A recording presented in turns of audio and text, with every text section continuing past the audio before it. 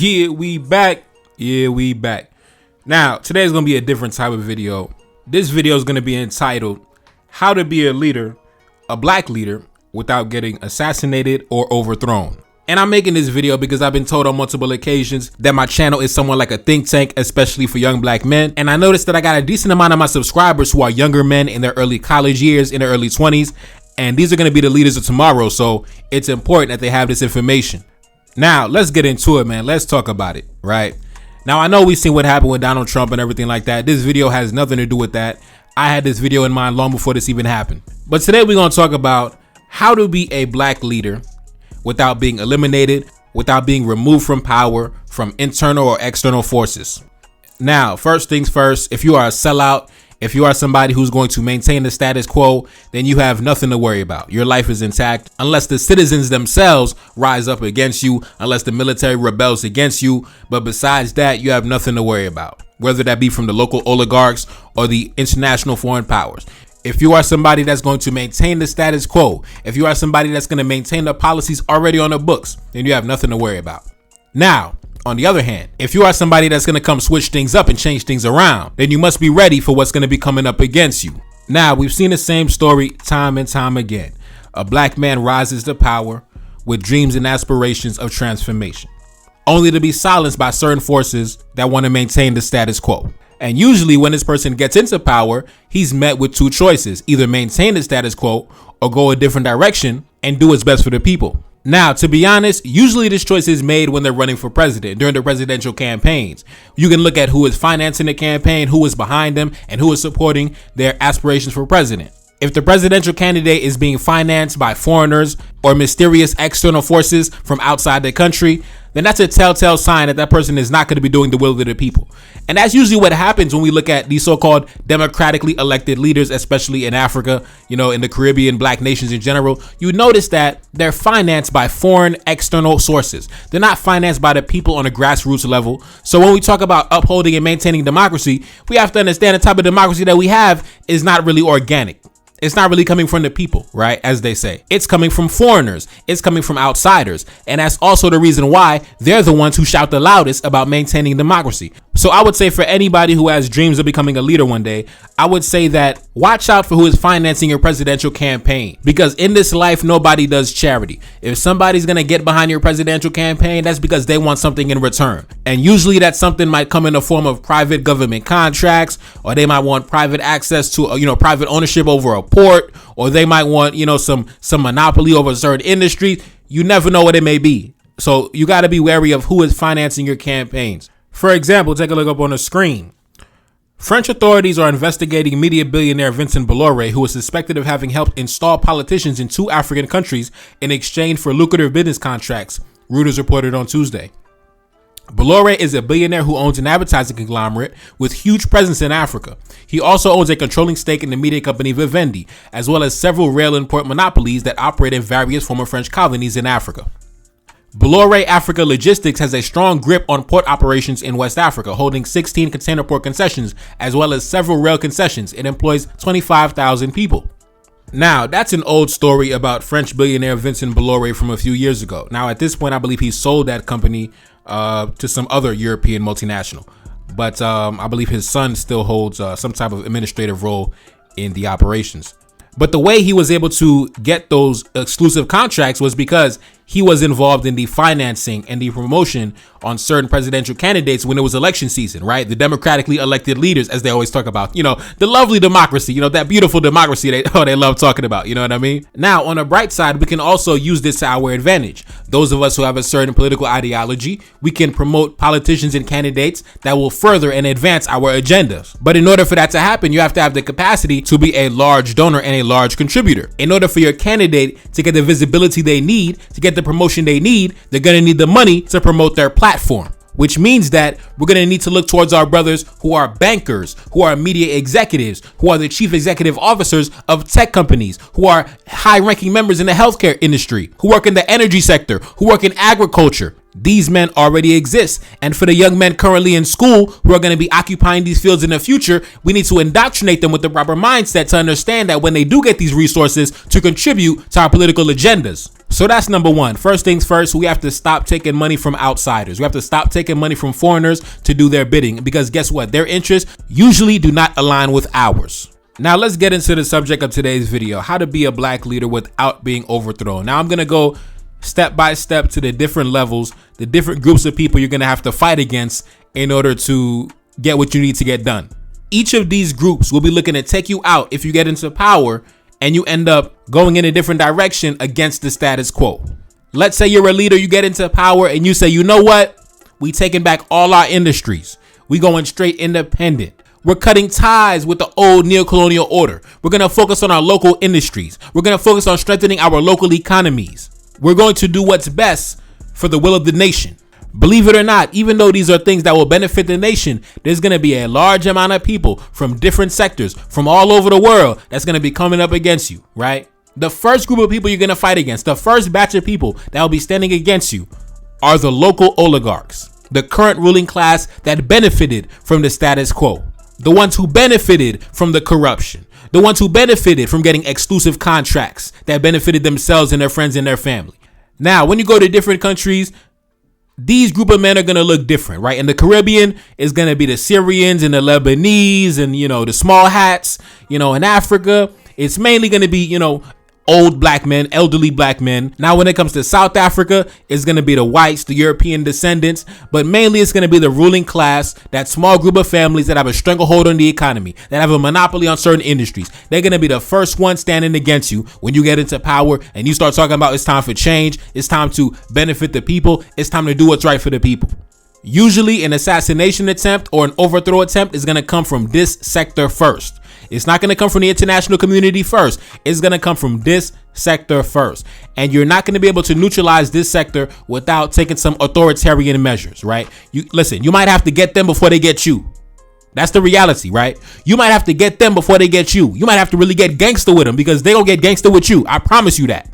Now, here's the thing. Once you take that course of action, that's when the international media is going to start calling you a dictator, a violator of human rights, right? But listen, like I said before, you might have to get them before they get you. So be prepared to go to war against the local oligarch families first, right? Whatever that may be, whether you got to throw them in jail, whether you got to drive them out the country, whether you got to, go in the media and destroy their reputation, whatever you got to do, you got to be ready to take it all the way there, because I promise you, when it comes to you, they're going to take it all the way there with you. They're going to want to kill you. Now, listen, another downside to that is these men may provide a lot of jobs in the economy, right? They might have a stranglehold or a monopoly on the economy, but they also provide a lot of jobs. So you're going to have to be able to deal with the economic disruption that might come with coming after them, right? If you come after them, that might really disrupt the economy. Some people might be out of work, right? So you might end up losing popularity with the citizens, because if you attack the oligarchs, some people might be out of a job. So that's something else you have to take into account. How will you replace them once you get rid of them, right? So listen, that's going to be the first thing you got to deal with. The next batch of people you got to deal with is the political opposition, right? Now, this goes back to the local oligarch families. The economic oligarchs might end up financing the opposition against you. They might find a politician on the opposition and then support him, right? Promote him.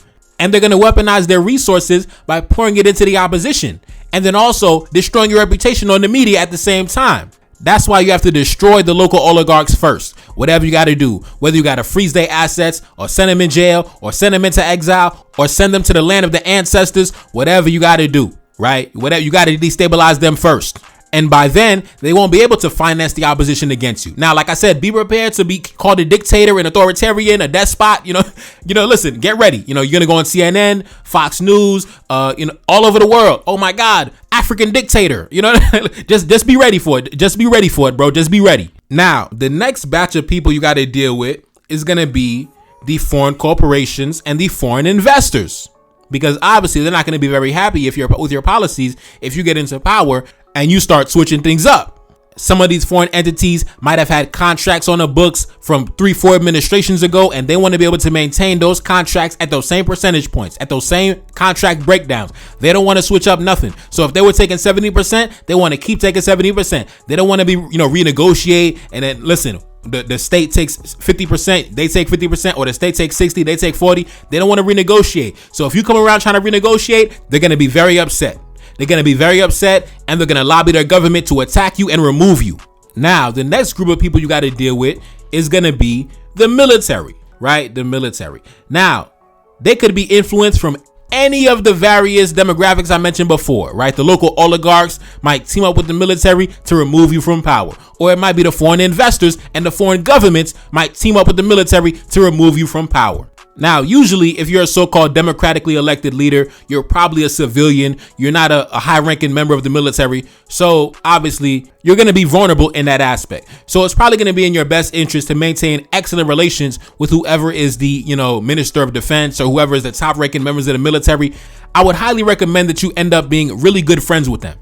Bring them to your house, let them meet your family, give them some preferential treatment. Make sure that the heads of the military are well taken care of and they are down with your team. Make sure they are well taken care of, well fed, well protected, well respected, so they don't ever turn their back and betray you and remove you from power. If you are a leader that's looking to do the will of the people, you're looking to do what's right for the people, the military could be activated by any of the sectors I mentioned before. It could be activated by the local oligarchs. It could be activated by the foreign corporations backed by the foreign governments. You never know where it could come from. So you got to make sure that you are on excellent terms with the heads of the military, right?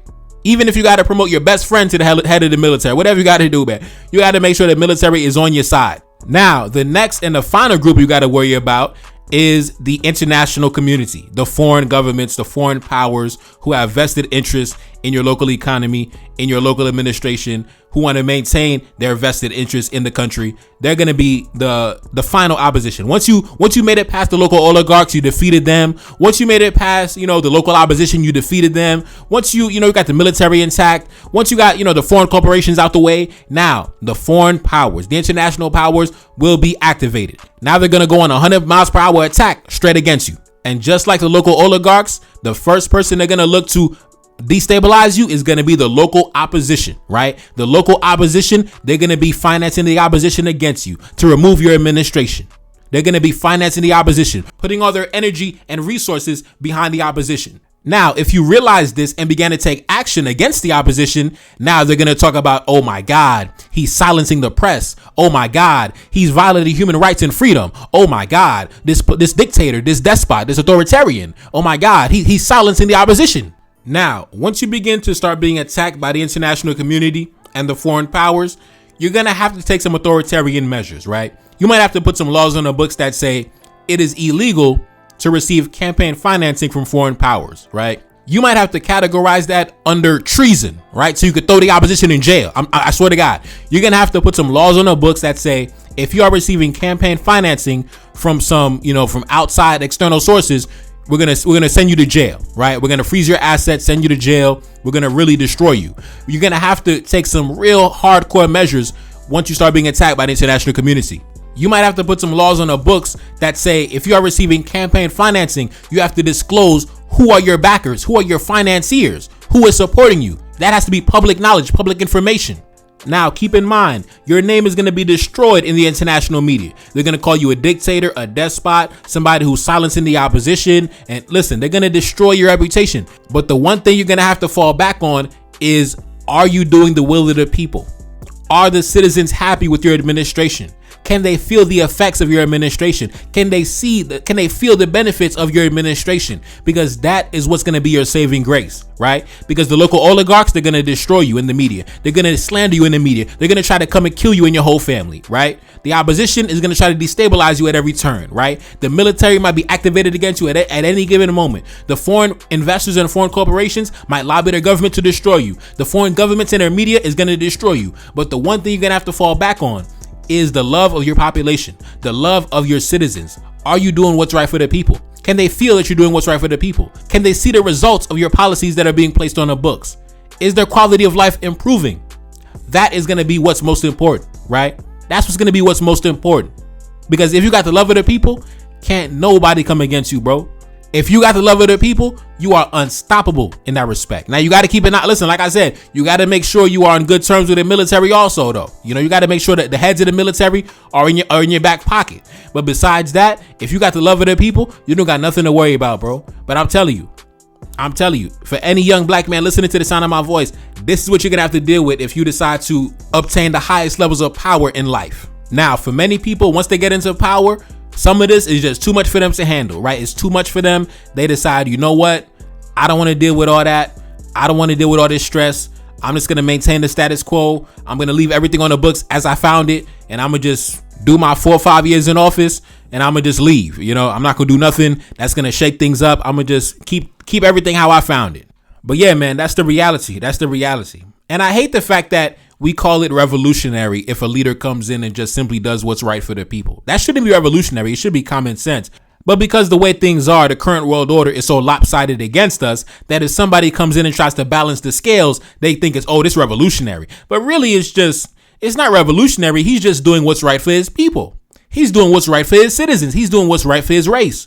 But unfortunately, that's the world we live in, where common sense things are deemed as revolutionary. But anyways, man, it's your boy Nevercard, that's Celine, back in the Billy S&D. Cash App in the description. Support the album, man. Peace. No. Feel like I'm 75. Know that your team be full of them traders, you know that can never be mine. I'm grabbing a thought when I drive. I'm back in my zone and we young. She said that she ready to come be my wife, yeah, hoping I don't do her wrong. I gave her my word and it's bond. I'm whipping the best like a lamb. I mean no chicken and lamb. Accustomed to call me the man. I never be up on the gram. I'm keeping that way undercover. She want me to tell her I love her. I told her I'm breaking the rules. I told her we making the news. Back in my city, they loving me. Standing alone, I'm 100 deep. Enemy plotting and still in reach. They try to make sure that we underneath. Trying to make sure that we never make it. Coming for power, come get acquainted. Coming for everything that I wanted. Feeling like Drake, but I really wrote it. Feeling like Kendrick, I'm checking names. Gotta roll up while I go insane. Got so much stress, I been gated away. Stuffing these racks in this Louis case. One thing for certain, I'm about to check. Keep it 100 and nothing less. Stick with the family since day one. Had to stay down till my day come. Had to stay down, but I'm never patient. Hop on the mic and I'm motivated. Hop on the mic and I drop a classic. Haters can't see me, they copping glasses. Back in the studio making magic. Got a new tape and it's in production. Back on my business, I got a budget. Staying low key when I'm out in public. Feel like I'm 75. Know that your team be full of them traders, you know that can never be mine. I'm grabbing a thought when I drive. I'm back in my zone and we young. She said that she ready to come be my wife, yeah, hoping I don't do her wrong. I gave her my word and it's bond. I'm whipping the best like a lamb. I mean no chicken and lamb. Accustomed to call me the man. I never be up on the gram. I'm keeping that way undercover. She want me to tell her I love her. I told her I'm breaking the rules. I told her we making the news.